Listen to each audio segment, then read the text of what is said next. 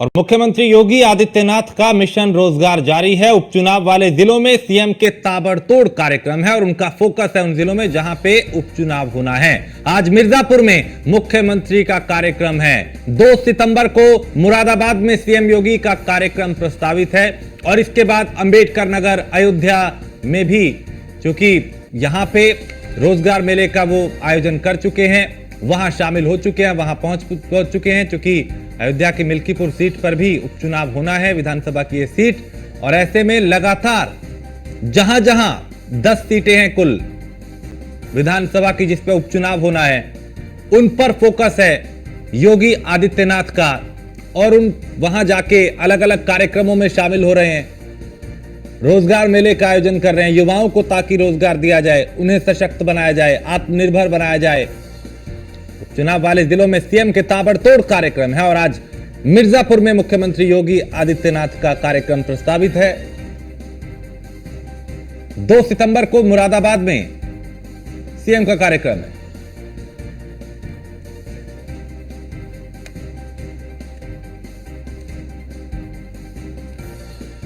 तो मुजफ्फरनगर में आयोजित रोजगार मेला चूंकि यहां पे हो चुका है, तो सीएम योगी का जो मिशन रोजगार है वो जारी है और उपचुनाव वाले जिलों में सीएम का ज्यादा फोकस है। और अश्विनी हमारे संवाददाता इस खबर पे ज्यादा जानकारी के साथ। अश्विनी, चूंकि 10 सीटों पे उपचुनाव होना है विधानसभा की और मुख्यमंत्री का फोकस है इन 10 की 10 सीटों पे, हालांकि 5 दिग्गज उत्तर प्रदेश के जिनके हिस्से में 2-2 सीटें आई थी, लेकिन योगी आदित्यनाथ हर सीट पे जाके वहां पे समीकरण को साधने की कोशिश कर रहे हैं।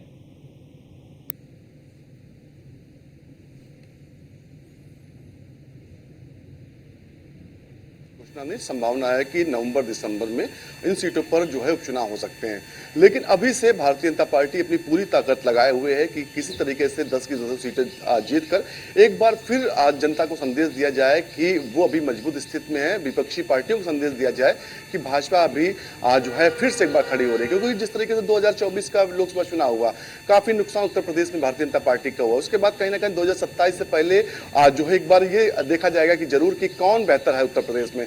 इस बार का चुनाव दिलचस्प होने जा रहा है क्योंकि बसपा भी इस बार चुनाव में उतर रही है।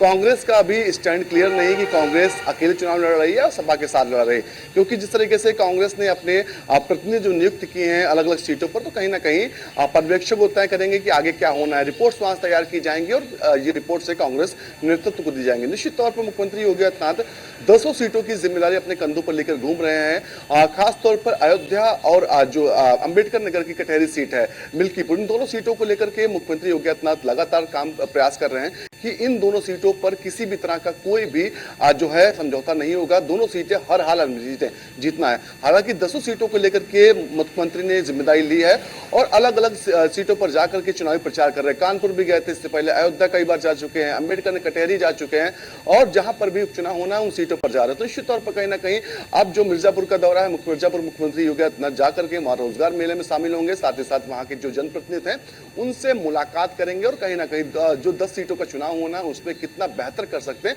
इस पर चर्चा होगी। तो निश्चित तौर पर कहीं ना कहीं मान सकते हैं कि मुख्यमंत्री योगी आदित्यनाथ ने पूरी जिम्मेदारी अपने कंधों पर ली है, क्योंकि पिछला जो 2022 का विधानसभा चुनाव हुआ था उसमें इन 10 सीटों में से 5 भारतीय जनता पार्टी और सहयोगियों के पास में थी, जबकि 5 सीटें समाजवादी पार्टी के पास थी। इस बार की तस्वीर क्या रहेगी, उस तस्वीर को बदलने के लिए कहीं ना कहीं मुख्यमंत्री योगी आदित्यनाथ लगे हुए और सिर्फ वो नहीं, उनकी पूरी टीम लगी हुई, सबको जिम्मेदारी अलग अलग दी गई, लेकिन पूरी जो काम हो रहा है उसका जो नेतृत्व है खुद मुख्यमंत्री योगी आदित्यनाथ कर रहे हैं। रोजगार मेलों का आयोजन तो हर जिले में हालांकि हो रहा है, लेकिन खासतौर पर जिन जिलों में चुनाव होना है, जिन विधानसभा सीटों पर चुनाव होना, उन पर ज्यादा फोकस किया जा रहा है। वहां पर सीधे तौर पर संवाद जनप्रतिनिधियों से किया जा रहा है, जनता से किया जा रहा है। मुख्यमंत्री जाते हैं तो निश्चित तौर पर वहां जनसभा भी करते हैं, जनसभा में बताते हैं कि आखिर उत्तर प्रदेश की तस्वीर और तकदीर कैसे बदली है, क्या कुछ बदलाव पिछले 6-6.5 सालों में आए, कौन कौन सी नई चीजें हैं जो आने वाले भविष्य के लिए भारतीय जो उत्तर प्रदेश में तैयार की जा रही, चाहे वो रोजगार को लेकर के हो या फिर कानून व्यवस्था को लेकर के हो या तमाम अन्य चीजों को लेकर हो। तो कहीं ना कहीं एक तरीके से मान सकते हैं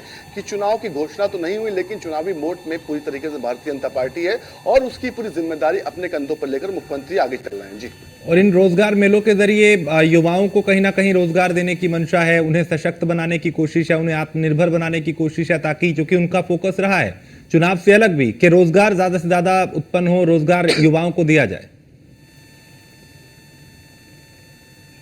बिल्कुल, मुख्यमंत्री योगी आदित्यनाथ के बारे में कहें तो वो लगातार ये प्रयास कर रहे हैं कि उत्तर प्रदेश में जो संभावनाएं हैं उनको कहीं ना कहीं पहचाना जाए और उन पर काम किया जाए। मुख्यमंत्री तमाम बार कह चुके हैं कि उत्तर प्रदेश के पास संभावनाओं की कमी नहीं, उत्तर प्रदेश के पास खुद का बाजार अपना सबसे बड़ा है, इसके अलावा यहाँ पर मैन पावर है, तो क्यों हम दूसरी जगह पर जाकर काम करें, क्यों लोग हमारे आना है।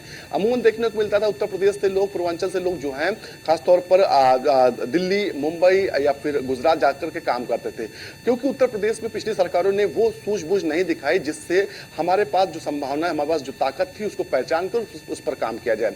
क्योंकि किसी भी बिजनेस को, किसी भी व्यापार को करने के लिए सबसे ज्यादा जरूरी होता है मैन पावर, दूसरा होता है कि बाजार। दोनों हमारे पास है, लेकिन कहीं ना कहीं पिछली सरकारों की शिथिलता के चलते इन पर काम नहीं हुआ। पिछले 6 से 7 सालों के बीच में उत्तर प्रदेश में इस चीजों पर काम हुआ। सबसे पहले उन्होंने, मुख्यमंत्री ने किया कि सड़कों का जाल बिछाया, क्योंकि कहीं पर इंडस्ट्री लगती है, अगर सड़कें बेहतर नहीं होंगी तो निश्चित तौर पर व्यापार और व्यापारी दोनों वहां नहीं जा पाएंगे। उसके बाद उन्होंने बिजली पर काम किया, बिजली पर काम करके, क्योंकि किसी भी इंडस्ट्री को चलाने के लिए ऊर्जा बहुत जरूरी है। तीसरा मुख्यमंत्री ने किया कानून व्यवस्था, क्योंकि अगर कानून व्यवस्था नहीं किसी प्रदेश की अच्छी होगी तो निश्चित तौर पर वहां पर कोई भी औद्योगिक इकाई नहीं लगेगी, लोग उससे हिचकेंगे। इन तीनों पर काम करके कहीं ना कहीं मुख्यमंत्री ने तमाम जो इंडस्ट्रीज हैं, तमाम औद्योगिक घराने, उनको आमंत्रित किया। ग्लोबल इन्वेस्टर समिट के माध्यम से 30 लाख करोड़ का निवेश उत्तर प्रदेश, 10 लाख करोड़ से ज्यादा का निवेश जमीन पर नजर आ रहा है। तो कहीं ना कहीं ये वो चीजें हैं जो आने वाले भविष्य उत्तर प्रदेश का तय करेंगी, क्योंकि आने वाले 5 से 7 सालों में उत्तर प्रदेश के पास वो सभी चीजें हैं जो आज मॉडल के रूप में जो चीज। बिल्कुल, बहुत शुक्रिया अश्विनी इस तमाम जानकारी के लिए। बिल्कुल, आज के टाइम में हालात बदले हुए हैं। पहले की सरकारों को और अब की सरकारों में जब तुलना होती है तो हालात बदले बदले नजर आते हैं, लेकिन अब रोजगार पे फोकस मुख्यमंत्री योगी आदित्यनाथ का, और वो जिले जहां पे उपचुनाव होने वहां पे फोकस।